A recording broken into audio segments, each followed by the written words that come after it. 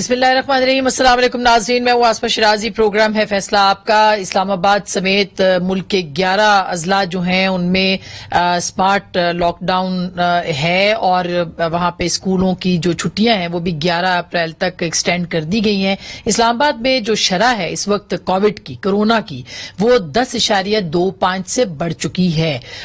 حالات کچھ اچھے نہیں ہیں. خود اسد عمر صاحب جو کہ NCOC کے سربراہ ہیں, انہوں نے ایک ٹویٹ میں اسلام آباد کی صورتحال بھی بتائی, ملک کی صورتحال بھی بتائی, لیکن اب حالات جو ہیں وہ زیادہ مخدوش ہوتے چلے جا رہے ہیں. کل NCOC نے کچھ اہم فیصلے بھی پرسوں کیے تھے اور اس کے اوپر عمل درآمد بھی کرانا ہے, لیکن کیا وجہ ہے کہ پہلی 2 ویوز کے بعد جو تیسری ویو ہے یہ زیادہ خطرناک ہے, اور شاید اس کی وجہ SOPs کے اوپر عمل درآمد نہ ہونا ہے.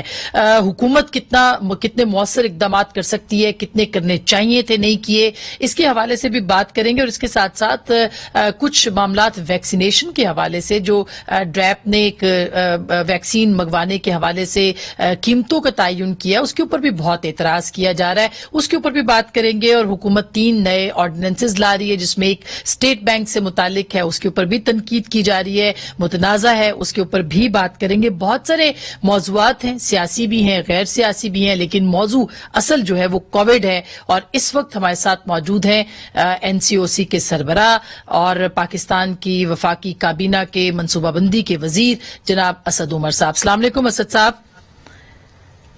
جی وعلیکم السلام. اسد صاحب, پہلا تو ایک آغاز کرتے ہیں, وزیر اعظم کی خیریت پوچھنی ہے. اللہ تعالیٰ ان کو جلد صحت یاب کرے. آج ہم نے تصویر میں دیکھا وہ کافی بہتر تھے, لیکن تنقید یہ کی جا رہی ہے کہ وزیر اعظم کو تصویر نہیں شیئر کرنی چاہیے تھی, SOPs پہ عمل کرنا چاہیے تھا. بحیثیت NCOC کے سربراہ کے آپ کیا سمجھتے ہیں کہ کیوں ان کو ضرورت پیش آئی اس تصویر کو شیئر کرنے اور ملاقات کرنے کے حوالے سے؟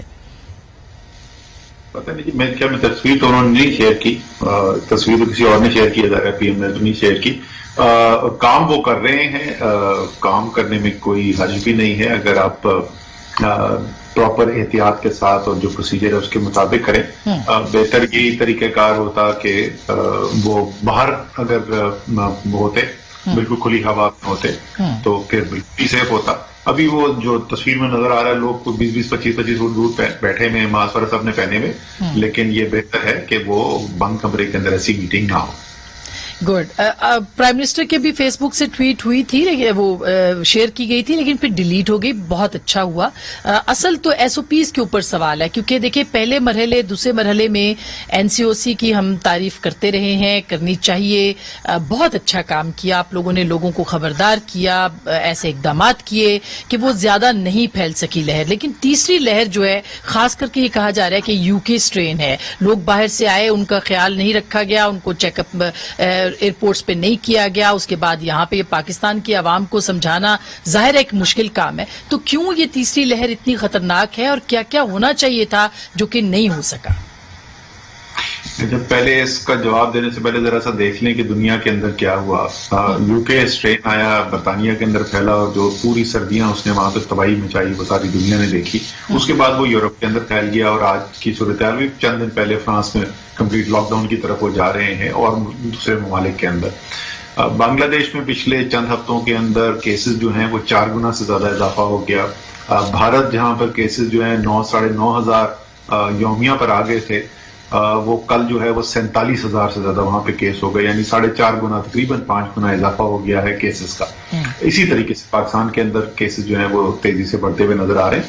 تو یہ جو نیا اسٹرین آیا ہے, اس اسٹرین سے 2 چیزیں ہو رہی ہیں. ایک تو یہ پھیلتا زیادہ آسانی سے, تو اس کی وجہ سے وبا کے پھیلاؤ کے اندر تیزی آئی ہے جہاں جہاں یہ اسٹرین گیا ہے وہاں پہ, اور یہ تقریباً درجنوں کی تعداد میں ممالک ہیں جہاں پہ یہ اسٹرین ابھی پھیل چکا ہے. دوسرا یہ کہ بدقسمتی سے نہ صرف کہ یہ پھیلتا زیادہ آسانی سے ہے, لیکن یہ زیادہ مہلک بھی ہے.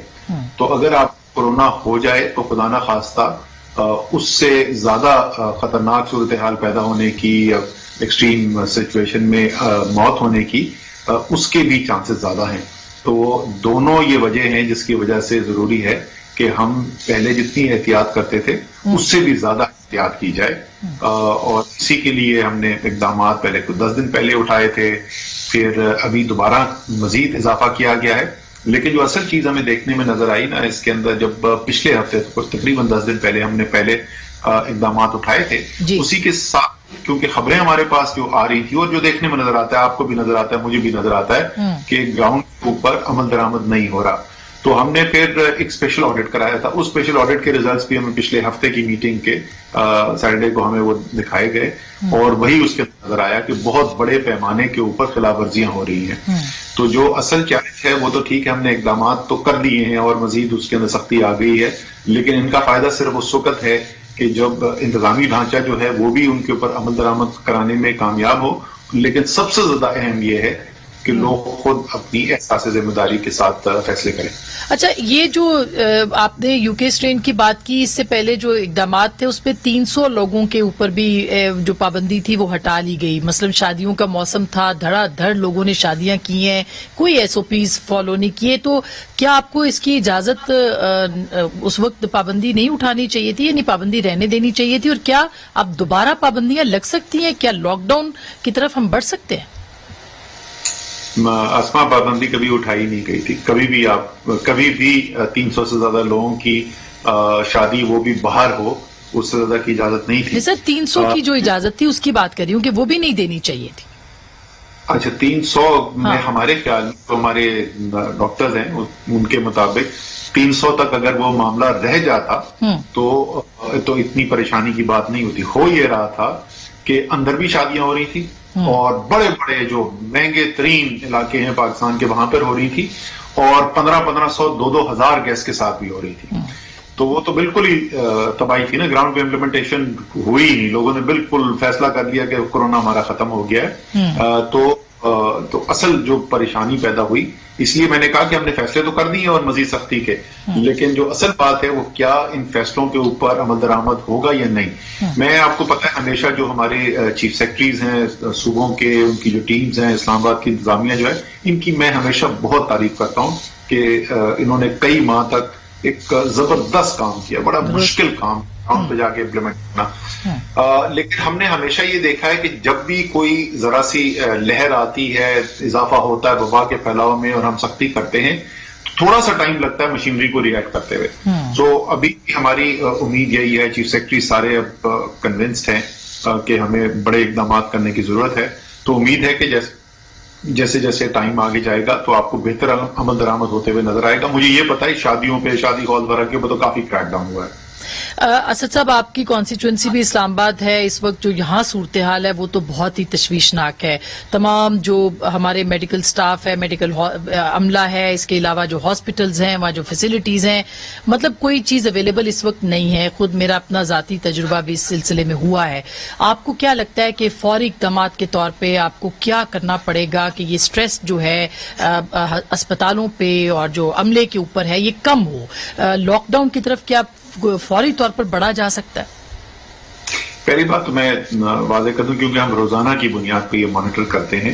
کوئی انفرادی کسی ہاسپٹل کے اندر تو ہو سکتا ہے آپ کا پرابلم ہو، لیکن ابھی بھی اسلام آباد کی نصف سے زیادہ کیپیسٹی آکسیجن بیڈز کی بھی اور وینٹیلیٹرز کی بھی اسپیئر اس وقت موجود ہے.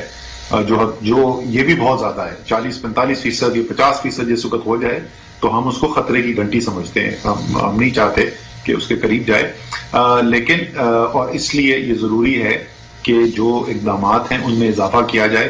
ایک تو جو فیصلہ کیا گیا وہ یہ ہے کہ جو پہلے ہم مائکرو سمارٹ لاک ڈاؤن جس کو کہہ رہے تھے، یعنی اگر ایک گلی زیادہ کیسز آئے تو گلی بند کر دی. اب آپ نے دیکھا کہ پورے سب سیکٹرز جو ہیں ان کے اوپر فیصلہ کیا گیا لاک ڈاؤن کا. دوسرا جو لاک ڈاؤن امپلیمنٹ بھی ہو رہا تھا وہ بڑا ہی جو دے اس کا بھی بھلا، جو نہ دے اس کا بھی بھلا والا ایک ایٹیٹیوڈ کے ساتھ ہو رہا تھا.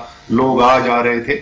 تو جس طریقے سے پہلی لہر کے دوران باقاعدہ طور پر لاک ڈاؤن ہوتا تھا، ایمرجنسی کے لیے آپ ضرور باہر جا سکتے ہیں لیکن اس کے علاوہ باہر جانے کی اجازت نہیں تھی، وہ اب احکامات کیے گئے ہیں. بدقسمتی سے اسلام آباد کا اس وقت مسئلہ یہ ہے کہ ہمارا ڈی سی جو ہے حمزہ شفقات، جس نے بڑا زبردست کام کیا، وہ خود بیچارہ کووڈ کا شکار ہوا ہے. تو اس وقت ڈی سی بھی اس وقت ایکٹنگ ڈی سی. ویسے میری 2-3 دن پہلے کی اطلاع اس سے مختلف تھی، لیکن میں آپ کو چیلنج نہیں کرتی، آپ کے پاس تازہ ترین اطلاعات ہوں گی. میرا اپنا ذاتی میں نے اسی لیے بتایا اور میں یہاں پہ ڈسکس نہیں کرنا چاہتی، لیکن معاملات بہت خراب ہیں اور تھے. آئی ایم شیور کہ ٹھیک ہو جائیں گے. ویکسینیشن کی طرف آتے ہیں. اسد صاحب، جو کابینہ نے یا ڈریپ نے جو منظوری دی، قیمتوں کا تعین کیا، اس کے اوپر بہت زیادہ اس وقت جو ہے وہ اعتراض کیا جا رہا ہے اور کہا جا رہا ہے کہ بہت فرق ہے. مثلا وہی ویکسین ہندوستان میں پاکستانی 1500 روپے کی مل رہی ہے، جبکہ پاکستان کے اندر وہ اس کی 8000 ہے، کسی کی 4500 ہے. اس طرح کی قیمتوں کے اندر وہ دستیاب ہوگی. اور آپ نے سنا ہے ٹرانسپیرنسی انٹرنیشنل جو خط بھی لکھا ہے. کیا کہیں گے اس حوالے سے آپ؟ تو ٹرانسپیرنسی انٹرنیشنل کا خط تو معذرت کے ساتھ اس پہ تو میں نہ کامنٹ کروں تو بہتر ہے.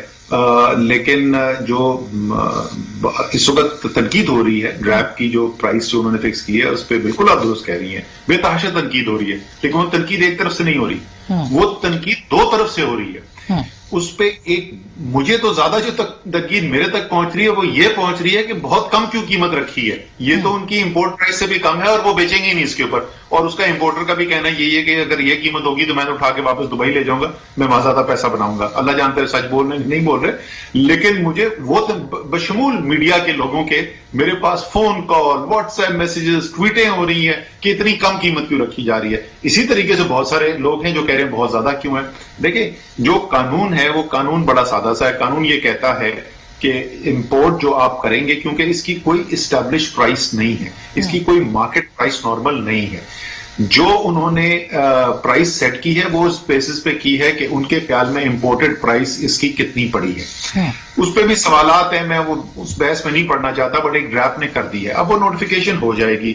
دونوں میں سے ایک چیز آگے جب وہ نوٹیفیکیشن ہو کے بکنا شروع ہو جائے گی تو آسما دونوں میں سے ایک چیز ہوگی. اگر واقعی بڑی تعداد کے اندر اس سے بہت کم قیمت پہ ویکسین اویلیبل ہے تو دوسرے لوگ منگا کے بیچنا شروع کر دیں گے، کیونکہ وہ پیسہ بنائیں گے. ظاہر ہے اس کو پیسہ بنانے کی اپرچونٹی ہوگی نا. تو پاکستان کے اندر بے تحاشا ویکسین آ جائے گی اور اس سے کم قیمت پہ آ جائے گی. اور اگر جو امپورٹر کہہ رہا ہے وہ ٹھیک کہہ رہا ہے تو پھر امپورٹ ہو نہیں سکے گی. اور 8 بعد 10 دن بعد 12 دن کے بعد ڈریپ کو اپنا ڈیسیشن ریویو کرنا پڑے گا، کیونکہ ہمارے پاس تمام انفارمیشن اویلیبل نہیں ہے. کیونکہ جیسے میں نے کہا کہ اس کی کوئی اسٹیبلش پرائیویٹ سیکٹر مارکیٹ نہیں ہے. تو میں یہاں سے دبئی کی اپنی ایمبیسی سے یہ نہیں چیک کروا سکتا کہ اس وقت دبئی کی فارمیسی میں کتنے کی بکری ہے یا برطانیہ کی فارمیسی میں کتنے کی بکری ہے. تو اس لیے لیکن ایک جو اعتراض، بالکل آپ کی بہت ساری باتوں سے میں اتفاق کر رہی ہوں، کیونکہ اگر جب یہ آئے گی پاکستان میں تو ظاہر ہے کہ کمپٹیشن بڑھے گا اور اس میں قیمتوں میں ریلیکس وہ ہوں گے. لیکن ایک تو ٹرانسپیرنسی کہہ رہی ہے کہ دنیا کا واحد ملک ہے جو کہ پیسے لے کے ویکسین جو ہے لوگوں کو کہہ رہا ہے پرائیویٹلی اجازت دے رہا ہے، اس میں کرپشن بڑھے گی. دوسرا $26 پہ کہہ رہی ہے سندھ حکومت کہ ہم دستیاب کریں گے، جبکہ فیڈرل گورنمنٹ کہہ رہی ہے $54 کی. تو اس میں ایک بڑا فرق ہے قیمتوں میں ایک ہی ملک کے اندر. سر، پہلی بات یہ اسما سندھ حکومت کو ترجمان کی ضرورت نہیں ہے. میڈیا میں اتنے ان کے ترجمان. سر، یہ خبر ہے ترجمانی والی بات نہیں ہے. ترجمان تو ہم آپ کے بھی ہیں. وہ سن لیں، وفاقی حکومت تو مفت میں دے رہی ہے، $26 میں نہیں دے رہی. وفاقی حکومت مفت میں ویکسین، جو بھی پاکستانی ہے وفاقی حکومت کمیٹڈ ہے. اور اس وقت تک جو لاکھوں لوگ پاکستان میں جن کو ویکسین لگی ہے سب کو مفت میں لگی ہے. اور تمام اس میں سے ویکسین جو ہے وفاقی حکومت کی دینی ہے. اس میں کسی صوبائی حکومت کی ایک ویکسینیشن جو ہے یہ اب آئے گی، کب تک آئے گی، پرائیویٹلی کب دستیاب ہوگی؟ بہت سارے سوالات ہیں جو کہ لوگ پوچھتے ہیں. سوری، آپ کے پاس کر یہ پرائیویٹلی کب تک دستیاب ہوگی یہ ویکسین لوگوں کو، جو لوگ لگوانا چاہیں گے خود اپنی جیب سے، جو لگوا سکتے ہیں، افورڈ کر سکتے ہیں، کب تک دستیاب ہوگی پاکستان میں؟ دیکھیں، ابھی تو وہ پاکستان میں امپورٹ ہوئی ہوئی نا، اور کیونکہ یہ کنٹروورسی کھڑی ہو گئی تھی کہ اس کی صحیح پرائس کیا ہونی چاہیے ڈیٹرمن، اس لیے وہ رک گیا ہے معاملہ. جیسے ہی اس کے اوپر نوٹیفیکیشن ہوگا، میری اپنی ذاتی رائے تو یہی ہے کہ نوٹیفیکیشن اب کر دینا چاہیے.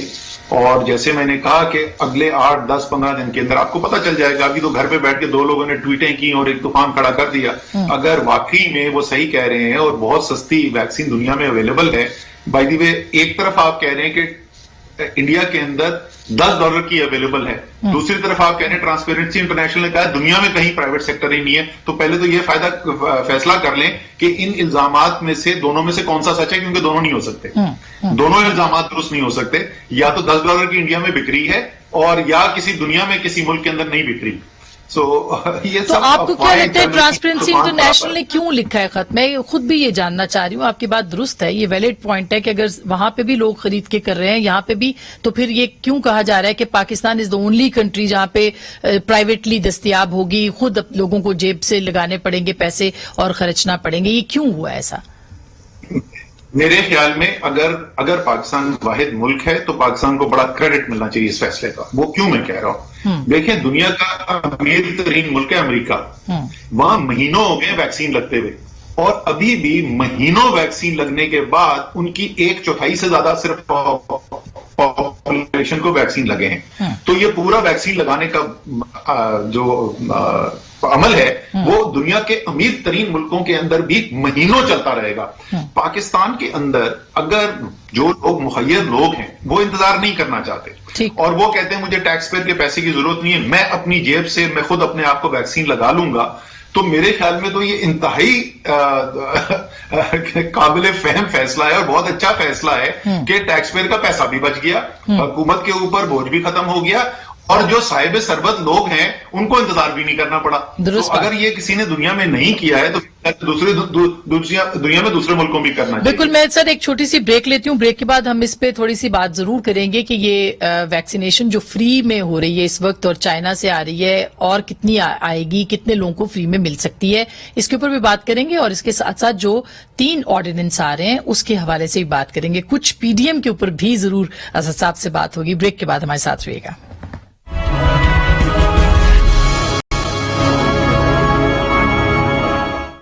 वेलकम बैक नाजरीन, एक दफा फिर आपको खुश आमदीद कहते हैं। एनसीओसी के सरबराह जनाब असद उमर साहब हमारे साथ मौजूद हैं और वो ये कह रहे हैं कि पूरी दुनिया के अंदर पाकिस्तान अगर वाहिद है तो ये इसको एप्रिशिएट करना चाहिए कि प्राइवेट सेक्टर के अंदर अलाउ किया जाएगा, लोगों को अवेलेबल होगी। लेकिन एक सवाल उसके बाद फिर मैं दूसरे ऑर्डिनेंसेस पे आती हूँ।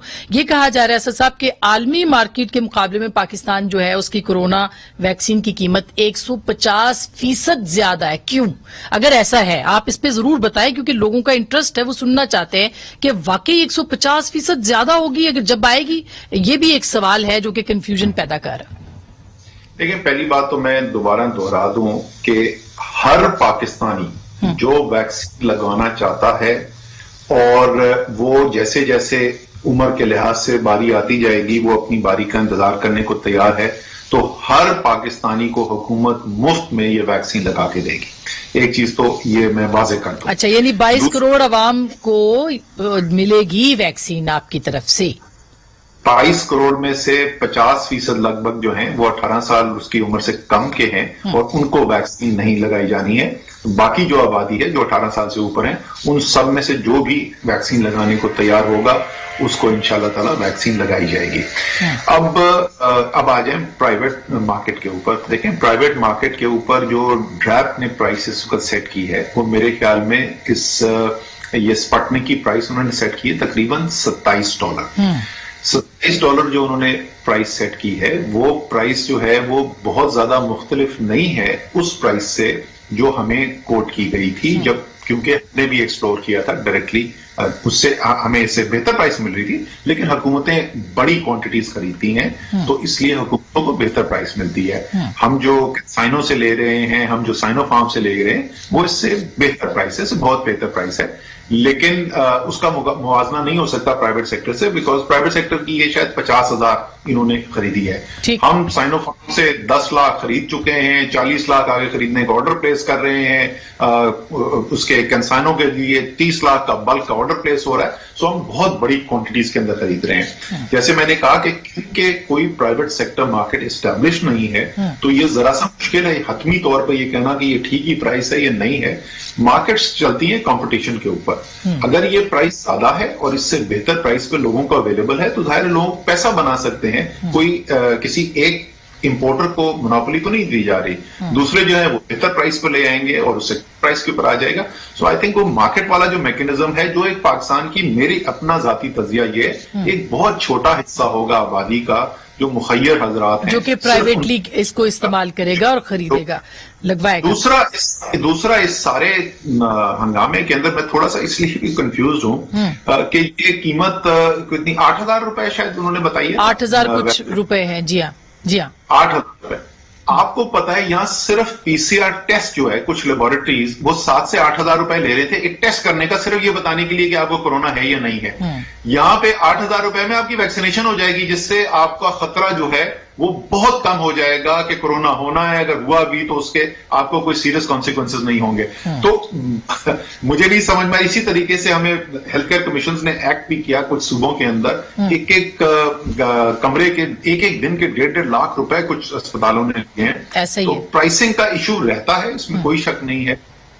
تو چیک رکھا جائے گا اس کے اوپر کہ کوئی زیادہ نہ کرے اور مافیاز اس میں ایکٹیو نہ ہو جائیں، اس پہ حکومت جو ہے وہ چیک رکھے گی باقاعدہ۔ اس کا سب سے بڑا چیک تو یہ ہے نا، جو اصل چیز ڈٹرمن کرتی ہے وہ سپلائی اینڈ ڈیمانڈ کرتی ہے۔ سب سے بڑا چیک تو یہ ہے کہ حکومت جو ہے اس سے بہت بڑی تعداد کے اندر، یہ ہزاروں میں ہے، ہم لاکھوں کے اندر اور بہت جلد وہ کروڑوں کے اندر پہنچ جائیں گے نمبرز، ہم ویکسین جو ہے مہیا کر رہے ہیں اور مفت میں کر رہے ہیں۔ سو کوئی مجبوری کوئی ایسا نہیں ہے کہ کسی کو اب میں کیا کریں، وہ تو پھنس گئے ہیں۔ اور مارکیٹ میں یہ جو مافیا ہے تو وہی استعمال کرتے ہیں نا کہ جب آپ کے پاس کوئی چوائس ہی نہیں رہ جاتی خریدار کے پاس، تو اس کو ظاہر ہے آپ افطاری کے وقت جس وقت خریدنے کے لیے جاتے ہیں امرود اور کیلے، تو اس وقت 1 گھنٹے بعد افطاری ہے تو اس لیے ایک دم سے اس کے دام بڑھ جاتے ہیں۔ افطاری سے یاد آیا سر، ابھی رمضان اور آگے عید آ رہی ہے تو اس کے لیے تو بہت سختی کرنی پڑے گی SOPs کے اوپر، تب کہیں جا کے جو ہے معاملات ٹھیک ہوں گے۔ اس پہ آپ نے کیا سوچا ہے؟ ایک اس کے اوپر بھی کافی زیادہ سوالات اس وقت اور تنقید بھی کی جا رہی ہے کہ ابھی سے اقدامات کرنے پڑیں گے۔ تنقید تو ہونے میں 2 منٹ نہیں لگتے، لیکن دیکھیں یہ پچھلے سال جو ہے یہ بھی اس پہ بھی ہمارا بہت زیادہ تنقید کی گئی تھی کہ ساری دنیا کی مسجدیں بند ہے، پاکستان صرف واحد ملک کیوں ہے جس نے مسجدیں کھول لی ہیں۔ اور امریکہ سے لے کے آسٹریلیا تک آرٹیکل چھپے اخباروں کے اندر اتنی سرخیاں لگی کہ پاکستان کے اندر تباہی آنے والی ہے کیونکہ مسجدیں کھول دی گئی ہیں۔ آپ کو پتا ہے جیسے میں نے بھی بتایا ہم نے آڈٹ کیا، اسی طریقے سے ہم آڈٹ کرتے تھے، اور اس آڈٹ کے اندر ہمیں کیا نظر آیا کہ سب سے زیادہ بہتر کمپلائنس جو ہے، عمل درآمد جو ہے SOPs کے اوپر وہ ہو رہا تھا ہسپتالوں کے اندر۔ وہ تو سمجھ میں آتا ہے، وہاں پہ ماحول ہی ایسا ہے۔ اس کے بعد سب سے بہتر جو کمپلائنس ہمیں نظر آ رہا تھا وہ مساجد کے اندر نظر آ رہا تھا۔ ٹھیک، تو ہماری بالکل ابھی سے میں نے پچھلی جو NCOC میٹنگ ہوئی تھی اس کے اندر یہ ہم نے فیصلہ بھی کیا کہ دوبارہ سے علماء کے ساتھ رابطہ کرنا ہے تاکہ ابھی سے یہ پیغام جا سکے کہ آپ نے جو عبادت کرنی ہے رمضان کے مہینے کے اندر اس میں یہ عمل درآمد ضرور کرنا ہے حفاظتی تدابیر کے اوپر۔ اور ابھی بھی جو اور یہ لوگوں کو بھی آگاہ کرنے کی ضرورت ہے سر کہ وہ بھی اپنی ذمہ داری نبھائیں۔ آپ کے ذریعے میں یہی بات کہنا چاہتا تھا، میں نے پہلے بھی کی، دوبارہ دہرانا چاہتا ہوں کہ دیکھیں آگے آ رہا ہے رمضان، عبادت کا مہینہ آنے والا ہے، تو ہم ظاہر ہے ہم سب کی خواہش ہوتی ہے کہ رمضان کے مہینہ جو ہے وہ عبادت کے اندر گزرے۔ تو اگر ہم ابھی حفاظت نہیں کریں گے اپنے گھر والوں کی تو خدا نہ خواستہ رمضان میں ہم عبادت کرنے کے بجائے ہم تو تیمارداری کر رہے ہوں گے، بالکل اور ہم اپنی صحت کی لڑائی میں ہوں گے۔ درست بات ہے سر، کہ ہمیں ذمہ داری میں سر ایک چھوٹی سی بریک لوں اور پھر کچھ سیاسی باتیں بھی آپ سے کرنی ہے، اور اس کے ساتھ ساتھ اسٹیٹ بینک کے حوالے سے جو نئی پالیسی ہے۔ بریک کے بعد ہمارے ساتھ رہیے گا۔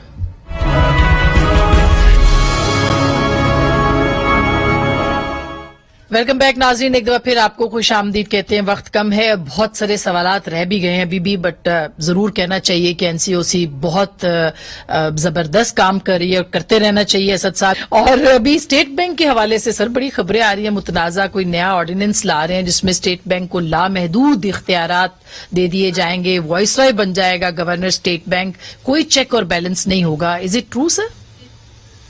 اچھا جی، پہلی بات تو یہ ہے کہ اسٹیٹ بینک ایک خود مختار ادارہ ہونا چاہیے، یہ ایک ایسا اصول ہے جو ساری دنیا کے اندر تمام جو ایکسپرٹس ہیں اس بات کو مانتے ہیں۔ اور ہم نے دیکھا ہے پاکستان کے اندر جس وقت اسٹیٹ بینک جو ہے اس کی خود مختاری کم کی گئی اور فیصلے جو ہیں وہ فائنانس منسٹری نے لیے، اسحاق ڈار صاحب اس کا کلاسک ایگزامپل تھے، تو اس سے کس قسم کی تباہی آئی، کس طریقے سے اسٹیٹ بینک کے ریزروز جو ہیں وہ استعمال ہوئے آرٹیفیشلی روپے کو ہولڈ کرنے کے لیے، اور سارا اس کے بعد سے کہانی سب کو پتا ہے، مفتاح اسماعیل نے خود ہی بتا دی تھی جس کو تو فائنانس منسٹر تھے کہ کتنی تباہی آئی اس پالیسی سے۔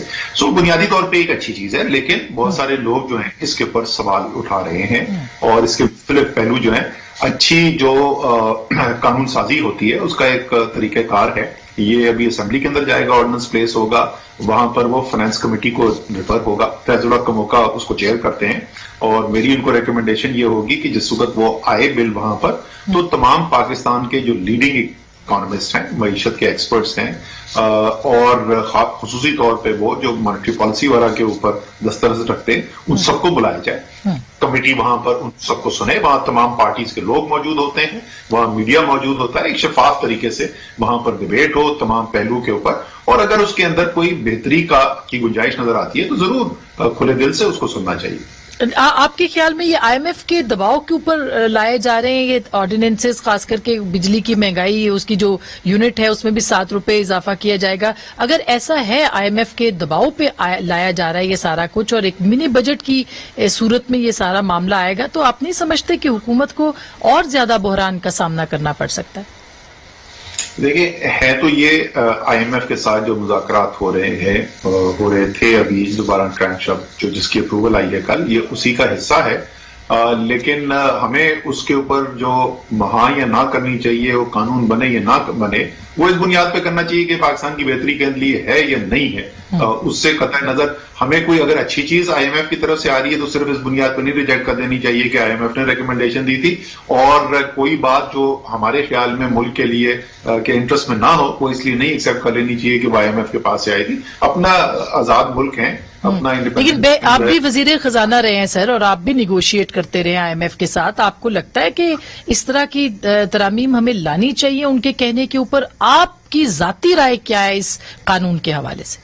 देखिए, जैसे मैंने तो आपको बताया ना कि बुनियादी तौर पर पाकिस्तान के अंदर ये प्रॉब्लम रहा है। स्टेट बैंक की इंडिपेंडेंस जो है वो उतनी नहीं रही जितनी एक अच्छे सेंट्रल बैंक की होनी चाहिए। ये दुनिया में लोगों ने सीखा है कि जहां पे एक इंडिपेंडेंट सेंट्रल बैंक ऑपरेट करता है तो वहां पे मईशत के ऊपर बेहतर असरात मुरतब होते हैं लॉन्ग टर्म के अंदर। लेकिन इसका मतलब ये नहीं कि जो भी इसके अंदर एग्जैक्टली स्ट्रक्चर दिया गया उस इंडिपेंडेंस को अचीव करने के एक से ज्यादा रास्ते हो सकते हैं। तो हमें अपना खुला जहन रखना चाहिए। हमें ये नहीं करना चाहिए कि जो तनकीद कर रहा है तो वो कोई पाकिस्तान का दुश्मन है या वो सिर्फ सियासी बुनियाद पे कर रहा है। और इसीलिए मैंने कहा कि खास तौर पे जो मईशत के एक्सपर्ट्स हैं उनको जरूर सुनना चाहिए, और अगर उसके अंदर कोई पहलू हमें नजर आता है जिससे नुकसान हो सकता है और बेहतरी की जिसके अंदर गुंजाइश है तो बिल्कुल हमें चेंज करनी चाहिए। लेकिन डायरेक्शन बिल्कुल दुरुस्त है कि एक इंडिपेंडेंट सेंट्रल बैंक जो है वो मुल्क के इंटरेस्ट में होता है। ये डायरेक्शन बिल्कुल ठीक है। उसके अंदर जवाबदेही नहीं होगी गवर्नर की या डिप्टी गवर्नर की। मेरा ख्याल है वो जवाबदेह होने चाहिए पार्लियामान को। ये वैलिड इश्यूज हैं और ये इश्यूज डिस्कस होने चाहिए कि किस तरीके से आखिरकार सॉवरेनिटी जो है, खुद मुख्तारी जो है वो किसी भी दुनिया के जमहूरी मुल्क के अंदर वो अवाम के पास होती है। तो काबीना में जब ये पेश हुआ सर तो आप लोगों ने इसके ऊपर बात की कि मतलब ये सब सॉवरेनिटी और इंटेग्रिटी और जो हमारी अपने स्टेट बैंक की पावर है उसको आप अंडरमाइन ना करें, ये डिस्कशन हुआ? देखिए, एक से ज्यादा राय है और उसके ऊपर डिस्कशन भी हुई है, लेकिन हम तो आपस में बैठे हुए ना। मैं ये कह रहा हूं कि बाहर के लोग जो कि जिनकी कोई पॉलिटिकल कंपल्शन नहीं है, जो सब्जेक्ट को समझते हैं, माहिरीन है उसके, उनकी बात भी सुननी चाहिए। और ये हमारे इसीलिए कानून साजी का ये तरीक़ाकार है, बड़े अच्छे प्रोसेस से गुजरती है। बिल टेबल होगा, असेंबली से रेफर होगा कमेटी में, कमेटी के अंदर मैं आपको बताऊं जिस तरीके से कंपनीज एक्ट बना था, मैं उस वक्त था, मैं फाइनेंस कमेटी का मेंबर था और उसकी जो सब कमेटी बनी थी, हमने दर्जनों मीटिंग्स की थी, एक्सपर्ट्स को बुलाया जाता है, उनसे बातचीत होती है। तो ये तमाम जो वैलिड चीजें, कुछ तो बिल्कुल मुझे सियासी स्टेटमेंट्स नजर आते हैं, जिस तरह आपने कहा वो वॉइस रॉय बन जाएगा। नहीं, मैंने तो कोट किया है सर। मैंने नहीं कहा, मैंने जुबैर साहब को कोट किया है। ये सियासी स्टेटमेंट है ना, वो एक सियासतदान ने एक सियासी स्टेटमेंट दिया है कि वो लॉर्ड वेवल आ जाएगा। लेकिन जो सीरियस इसके अंदर जो लोग सवाल उठा रहे हैं उनके ऊपर बिल्कुल बहस होनी चाहिए। और जो भी अच्छा, आपने आपका एक बड़ा जबरदस्त ट्वीट आया था, पीडीएम तबाह दे। तो अब पीडीएम तो अब पार्लियामेंट से इस्तीफों की बात पीएमएलएन कर रही है, मौलाना भी कर रहे हैं, पीपल्स पार्टी नहीं कर रही, लेकिन अगर वो आते हैं तो फिर तो डिस्कशन हो जाएगी। लेकिन आपको लगता है कि वाकई पीडीएम खत्म हो गई है, तबाह हो गई है? पीडीएम तो मैंने घर बैठ के एक बात बोली थी, उसके बाद मैंने सुना वो कोई किसी ने लीडर ने, मरियम ने बोली है, शायद किसी और ने बोली है कि पीडीएम में से पी निकाल दिया गया है, वो डीएम बच गया है। तो पीडीएम तो तबाह दे, उसमें तो कोई शक नहीं। ये तो आसमा होना था, एक कंप्लीटली एक सेल्फ इंटरेस्ट का, एक मुफादात का टोला जो है वो आपस में मिला हुआ है, हर एक का इंटरेस्ट अलग अलग है। तो किसी एक चीज के ऊपर जहां इंटरेस्ट सबका कंबाइन हो जाता है वो साथ मिल जाते हैं। जैसे ही कोई इशू अगला आता है जिसपे उनका इंटरेस्ट नहीं होता कंबाइन, अलग अलग उनके मुफादात होते हैं, तो वो बिखर जाते हैं। कोई ये नजरिए की बुनियाद पर तो हो नहीं रहा है। अभी आप उनको दोबारा पार्लियामेंट में बुला रहे हैं कि आप बात करें, रिफॉर्म्स के ऊपर बात करें, तो कोई उस कमेटी में शायद आप मौजूद नहीं है जो 10 रुकनी सीनियर सियासतदानों की कमेटी बनी है पार्लियामेंटेरियंस की, तो क्या आपको तवक्को है कि वो वापस आएंगे, पीएमएलएन वाले बातचीत करेंगे? पहली मीटिंग में तो नहीं आए थे, लेकिन हमारा तो काम, हुकूमतों का काम होता है दरवाजे खोले रखना। तो हुकूमत के तो दरवाजे खुले हुए हैं और बार बार हम एक बात दोहरा चुके हैं, बड़ा नाराज होते हैं वो ये सुन के कि एनआरओ के अलावा बाकी हर चीज के ऊपर बात करने को तैयार है। पाकिस्तान की स्टेट बैंक एक्ट के ऊपर बात करें आके, नेपरा एक्ट है उसके ऊपर बात करें, और जो भी चीज वो समझते हैं मुल्क के लिए अहम है उस पर आए बात करें। पार्लियामान का मकसद ही यही है। बहुत शुक्रिया sir, thank you so much. और जाहिर है पार्लियामान का मकसद है, जब भी अगर ये कानून साजी हो रही है, पॉलिटिकल पार्टीज को, सियासी जमातों, अपोजिशन को हुकूमत के साथ बैठ के इस पे जरूर बात करना होगी, और हुकूमत को भी ये इस कानून साजी को ये सोच के मद्देनजर रखना है कि इंतखाबात में जाहिर है कि उन्होंने अवाम के सामने जाना है, अवाम के पास जाना है। गुफ्तगू आपने सुनी, फैसला आपका।